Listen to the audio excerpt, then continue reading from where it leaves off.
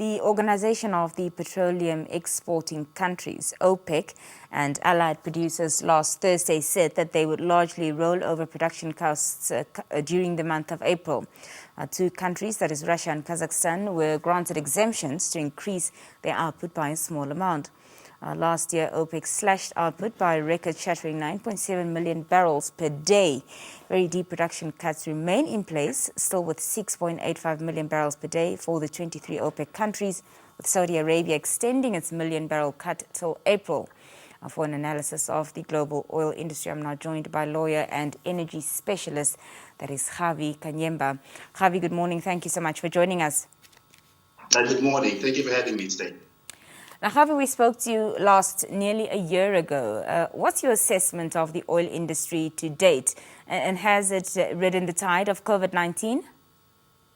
Yes, I think the oil industry has relatively ridden that wave very, very well, I would say, because we have seen that the numbers have not plunged below 0, even below 20 after that. And there's been a steady increase in oil price since last year, May. So in that sense, one could say that the oil industry has effectively ridden that tide. But of course, they came at a cost. You know, there are so many jobs lost around the world. ExxonMobil just slashed over 15 to 20% of their workforce. That amounts about 2,000 to 3,000 people. That's a lot of employment lost just by one company. That's the biggest privately owned company, oil company in the world. So objectively, yes, the oil industry has survived, but at a very steep price. Yeah.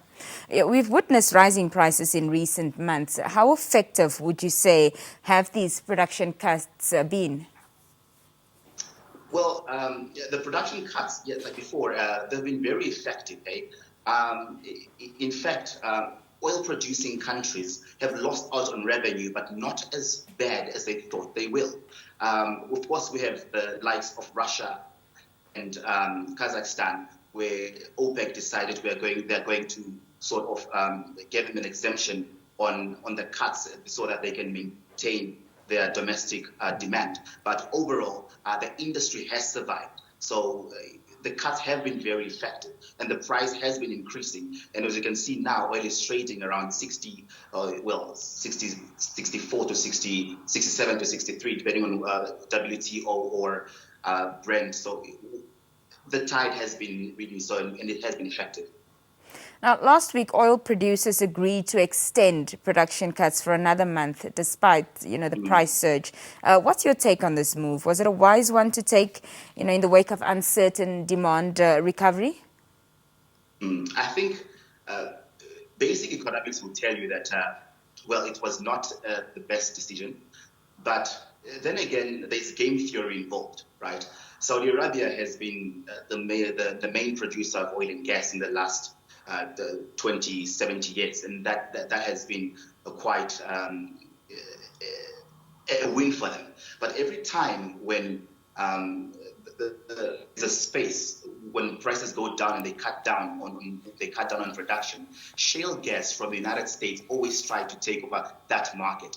And now is an opportunity for them to sort of play the counter and say that now we're not going to, although prices are up and demand is low, but it's increasing, we're not going to cut our production. They're going to maintain the cuts, and then that means that at the end of the day, they're going to ensure that they have that market share and will not allow anyone in that space. So in that sense, I would say on the side of Saudi Arabia or oil-producing countries, it's a great move. On the other side, on consuming countries or consumers specifically, I would say it's a bit of you can really choose which side to go, because now we see if oil prices go up, this pushes the policy incentives for us to go to alternatives faster.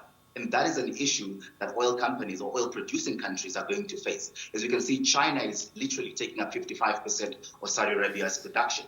If that happened, China's just released a policy of going into electric vehicles, and almost 50% of China's uptake of oil goes to automobiles. So that tells us a story that at the end of the day, if prices continue to go up, it gives an incentive for us to further decarbonize or go away from oil and gas. Yes, on the 9th of March, we saw Brent prices rise after Houthi forces attacked Saudi facilities. What does this instability in Saudi Arabia mean, for the world's biggest oil exporter? What does it mean for the rest of the world? Well, let's put it like this. Well, the attacks were not successful. So the attack was intercepted by the Saudi forces. But the risk alone, the geopolitics of energy, is really important in us deciding how we are going to go forward in our energy future. So the risk alone rose oil prices by 7%. That is huge, right? But for countries, for oil-producing countries and oil players, that means that there is still a sort of respect, a sort of credit given towards OPEC in the power they have in controlling the price of oil. But for countries like Namibia, for example, it gives us an opportunity to sort of look at alternatives. And funny enough, Saudi Arabia is doing the same. It plans on being the biggest producer of green hydrogen in the world. And right now, green hydrogen investors are looking at countries like Australia and even Namibia to try and sort of displace oil because of the instability, the geopolitics that go on in the oil and gas industry. So I think that's one take you can take from what just happened, especially during this time of COVID-19. Mm-hmm. The International Energy Agency expects the world oil demand to grow by 5.4 million barrels per day this year, recovering around 60% of the volume lost to the pandemic. Would you say that expectation is a fair one? I would say yes. I would agree. At the end of the day, oil is still king. There's going to be oil demand. Of course, the share of the total energy use is going to sort of move towards renewables or alternative energies. But oil as a singular is still going to increase. And we need companies like Recon Africa that are in Namibia right now, or even ExxonMobil that are in Guyana, that will try to at least meet this demand. The reality is we cannot just shut off the pump of oil. I mean, we saw a small virus just tremble the whole economy. And now imagine if we deliberately try to just shut off oil. That is going to be disastrous for any economy, and for especially for people like you and me on the ground. So yes, demand will continue, and yes, oil will continue to play a really important part in our economy. And yes, I would say the International Energy Agency, FATI, he was actually my boss, their assessment of oil demand is really spot on, at least in terms of projections with offsets and margins here and there. And what does all this mean for smaller nations like Namibia? You mentioned earlier that Namibia should look at alternatives. What are our options? We have quite a lot of options. Let's look at the green hydrogen, for example. Electricity, in terms, depending on how you look at it, the electricity, renewable energy costs lowest in Namibia. That could be an argument. Of course, it's debatable.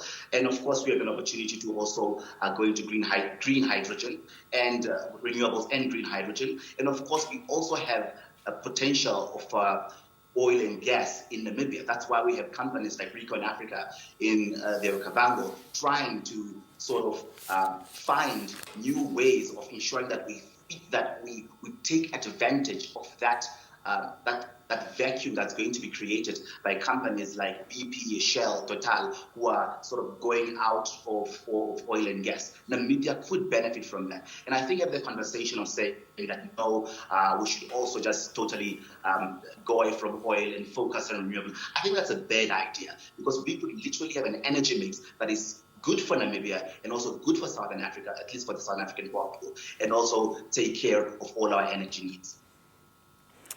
Well, Gawie, we're coming to the end of our discussion this morning. Any final remarks you'd like to leave us with?